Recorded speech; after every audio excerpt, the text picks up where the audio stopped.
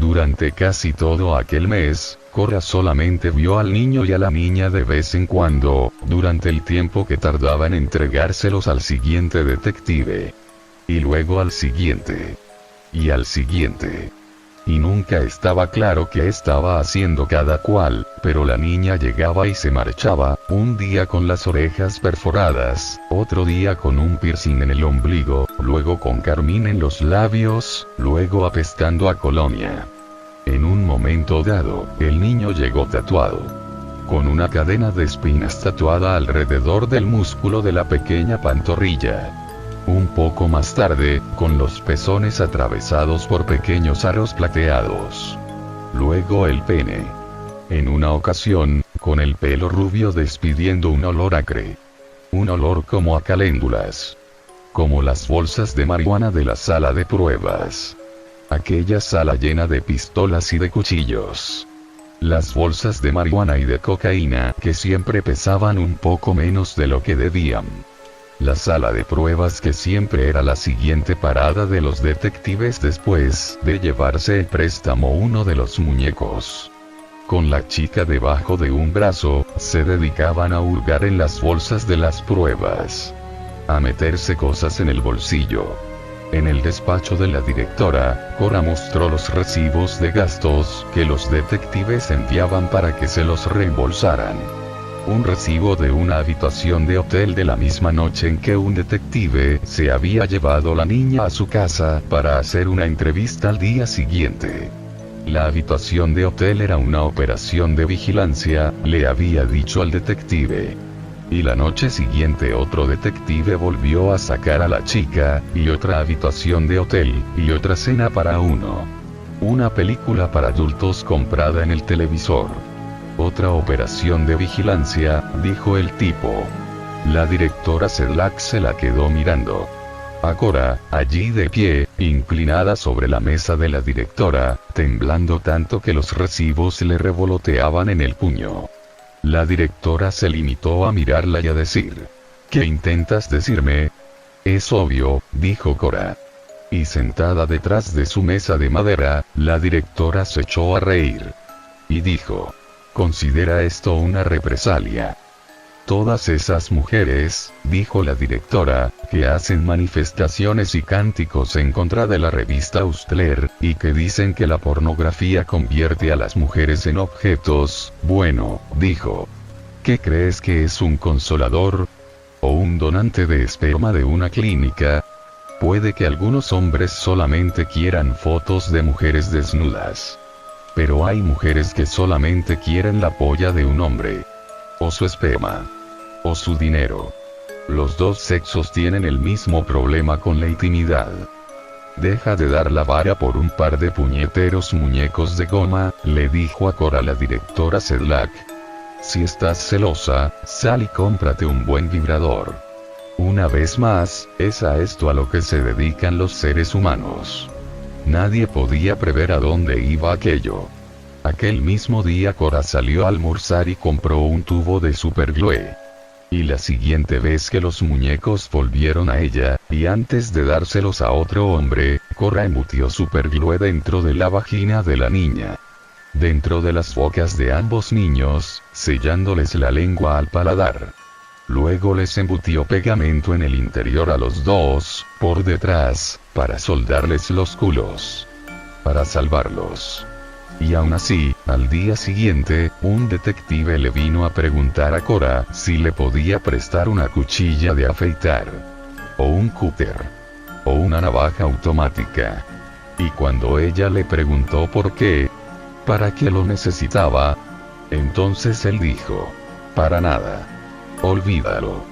Ya encontraré algo en la sala de pruebas.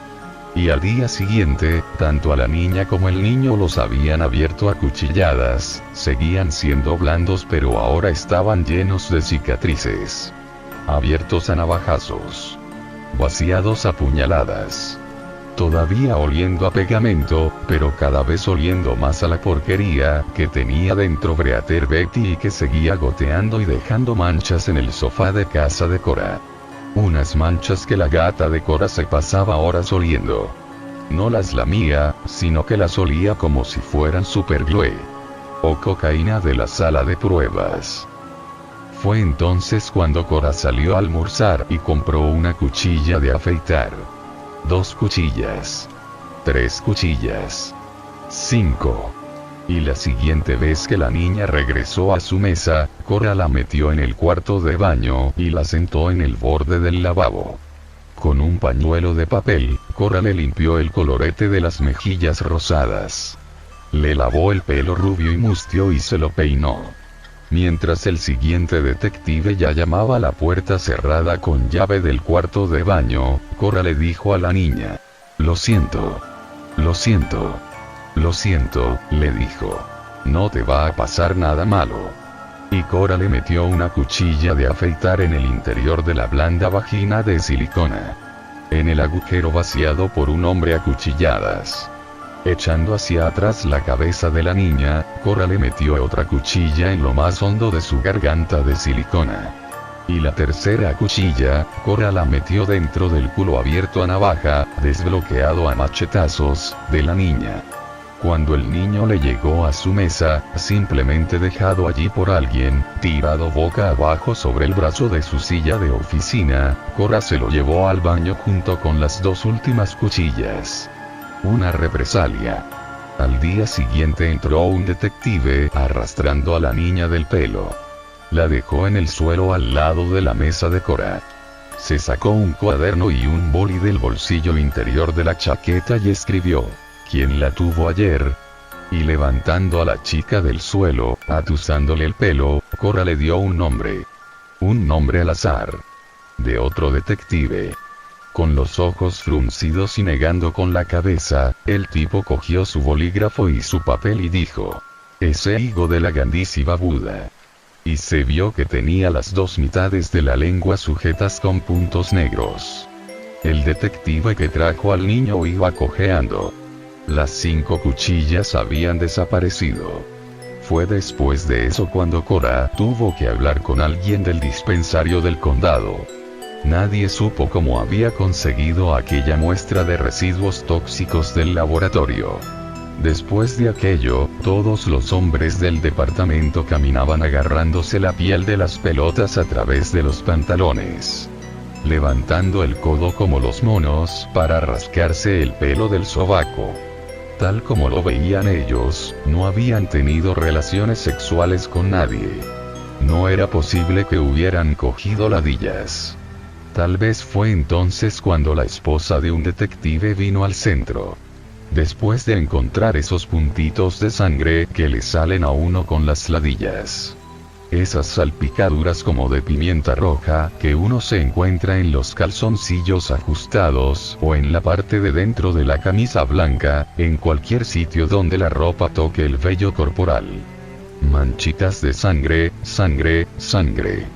Tal vez la mujer las encontrará en los pantalones cortos de su marido. O tal vez en los de ella. Se trataba de gente universitaria, que vivía en los barrios residenciales y compraba en el centro comercial, sin verdadera experiencia con las ladillas. Y ahora la mujer por fin entendía todos aquellos picores. Y ahora aquella mujer estaba cabreada de verdad. Y de ninguna manera podía imaginarse ninguna esposa que aquella era la versión con muñeco de goma de coger ladillas en la taza de un retrete. Que era sin duda la historia que contaría el marido. Pero es que era lo único que Cora había podido mangar en el dispensario. No se podía conseguir que las espiroquetas sobrevivieran en la silicona. La hepatitis no se podía contagiar a menos que hubiera contacto con la sangre. O con la saliva. No, los muñecos eran realistas, pero no tanto. Cualquier esposa dejaba pasar aquello y a la semana siguiente su marido traía a casa un herpes y se lo contagiaba a ella y a los niños. O una gonorrea. O la clamidia. O el SIDA. Así que la esposa se puso a perseguir a Cora y a preguntarle: ¿a quién se está tirando mi marido en la pausa del almuerzo? Una sola mirada a Cora, con su peinado enlacado y sus perlas y sus medias de nylon hasta las rodillas y su traje y pantalón, bastaba para disipar las sospechas de la esposa en su dirección. Cora con sus pañuelos de papel usados metidos en la manga de su cardigan. Cora con un plato de cintas de caramelo duro sobre su mesa. Con las tiras cómicas de Family Circus sujetas con chinchetas a su panel de corcho. Con todo, nadie está diciendo que Cora Reynolds careciera de atractivo. Luego la esposa fue a ver a la directora Sedlak, la de las uñas de color rojo intenso. No hubo nadie que no se asombrara de ver que a Cora la llamaban para tener una pequeña charla. Nadie pudo decirle a Cora Reynolds que sus días estaban contados. La directora hizo sentarse a Cora al otro lado de su enorme mesa de madera. En el despacho de la directora con su ventana alta. El contorno de la directora sentada se recortaba sobre el fondo de la luz del sol y del paisaje de los coches aparcados en el aparcamiento de la oficina del condado. Con los dedos de una mano le hizo un gesto a Cora para que se acercara. No ha sido nada fácil, dijo la directora, decidir si toda mi plantilla se ha vuelto loca o si tú estás reaccionando de forma exagerada. Nadie podía imaginarse cómo el corazón de Cora se despeñó desde un acantilado en aquel momento. Permaneció sentada, paralizada. A eso nos dedicamos. A convertirnos en objetos. A convertir objetos en lo que somos nosotros. Todos esos millones de personas, por todo el mundo, que todavía intentan salvar al maniquí Breater Betty. Tal vez lo que tendrían que hacer es no meterse donde no les llaman. Tal vez sea demasiado tarde. Son las criaturas, dijo la directora, quienes se cargan los muñecos. Siempre ha sido así. Los niños y niñas que han sufrido abusos abusan de todo lo que pueden. Todas las víctimas encuentran una víctima. Es un ciclo. Y le dijo, creo que deberías tomarte unas vacaciones. Si les ayuda, piensen en Cora Reynolds como en un condón de 60 kilos, nadie dijo esto último. Pero no hacía falta que nadie lo dijera. Nadie le dijo que se fuera a su casa y se preparara para lo peor. Como condición para conservar su empleo, Cora tenía que devolver el maniquí Breater Betty que constaba que se había llevado. Tenía que entregar los muñecos de peluche que había comprado con el presupuesto de la oficina del condado. Tenía que devolver las llaves de la enfermería. E inmediatamente. Y poner la enfermería y los muñecos anatómicamente correctos a la disposición de todos los miembros de la plantilla. El primero que los pidiera era el primero que se los llevaba. De inmediato. Lo que se sentía Cora era lo que siente alguien que llega a su primer semáforo después de conducir 1.000.000 de billones de kilómetros, demasiado deprisa y sin el cinturón de seguridad puesto. Resignación mezclada con alivio fatigado. Cora, nada más que un tubo de piel con un agujero en cada extremo. Era una sensación terrible, pero hizo que se le ocurriera un plan. Al día siguiente, cuando llegó al trabajo, nadie la vio entrar a escondidas en la sala de pruebas. Dentro de la cual había cuchillos, que olían a sangre y a superglue para quien los quisiera. Ya se estaba formando cola junto a su mesa. Todos esperando a que el último detective que lo había usado devolviera a uno de los niños. A cualquiera. Los dos eran iguales y se ponían boca abajo. Cora Reynolds no era una tonta del bote. Nadie se iba a reír de ella. Llegó un detective con el niño debajo de un brazo y la niña debajo del otro. El hombre los tiró a los dos sobre la mesa y la multitud se abalanzó hacia adelante, agarrando las piernas de silicona rosada. Nadie sabe quiénes son los verdaderos locos. Y Cora apareció con una pistola en la mano, con la etiqueta de las pruebas policiales todavía colgando de un cordel. Con el número de caso escrito en la misma. Hizo un gesto con la pistola en dirección a los dos muñecos. Recógelos, dijo, y ven conmigo. El niño no llevaba más que sus calzoncillos blancos, manchados de grasa en la parte del trasero.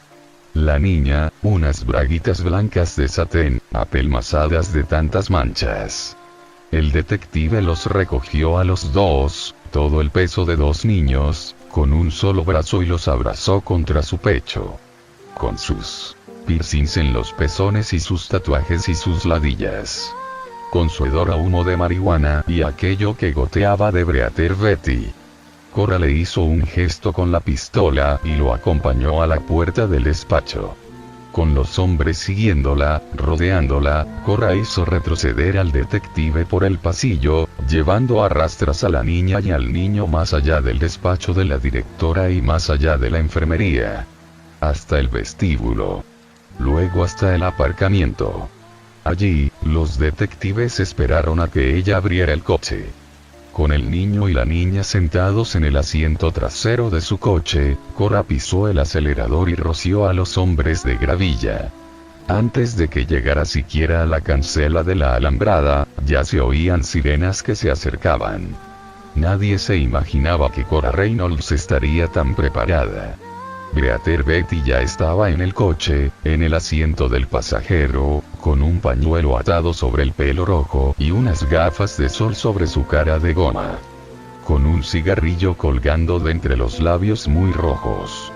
Aquella chica francesa regresada de entre los muertos. Rescatada y con el cinturón de seguridad para mantenerle el torso erguido. Aquella persona convertida en objeto y ahora nuevamente convertida en persona. Los animales de peluche lisiados, los tigres raídos y los osos y pingüinos huérfanos, están todos desplegados en el cristal trasero del coche. Con la gata entre ellos, dormida bajo el sol. Todos diciendo adiós con la mano. Cora se metió en la autopista, con los neumáticos traseros coleando y alcanzando ya el doble de la velocidad límite indicada. Su sedán marrón de 4 puertas ya llevaba detrás un séquito de coches patrulla, con las luces azules y rojas parpadeando. Helicópteros. Detectives furiosos en coches de la oficina del condado sin distintivos. Unidades móviles de televisión, todas en furgonetas blancas con números de gran tamaño pintados a un costado. Ya no había forma de que Cora pudiera ganar. Tenía a la niña. Tenía al niño. Y tenía la pistola. Aunque se le acabara la gasolina, nadie se follaría a sus niños. Aunque la policía del estado le disparara a los neumáticos. En ese caso, ella les tirotearía los cuerpos de silicona. Cora les volaría las caras. Los pezones y las narices. Los dejaría sin nada donde un hombre pudiera meter la polla. Y le haría lo mismo a Breater Betty. Y luego se pegaría un tiro. Para salvarlos. Por favor, entiendan. Nadie dice que lo que hizo Cora estuviera bien. Nadie está diciendo ni siquiera que Cora Reynolds estuviera cuerda. Pero aún así, ganó ella. A esto se dedican los seres humanos. A convertir objetos en gente y a convertir a la gente en objetos. En un sentido y en otro. A modo de represalia. Aquello era lo que la policía encontraría si se acercaban demasiado. A los niños mutilados.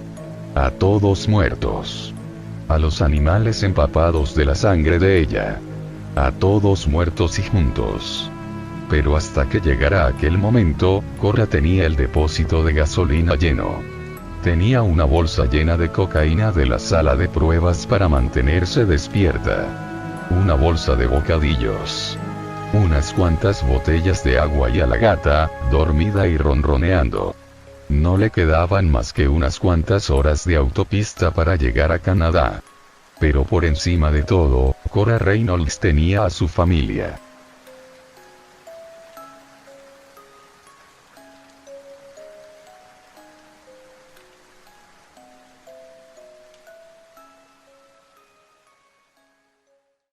Late heart seemed dark, silvery moon is shining through the trees.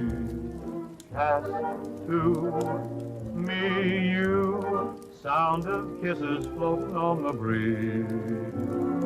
Act one begun.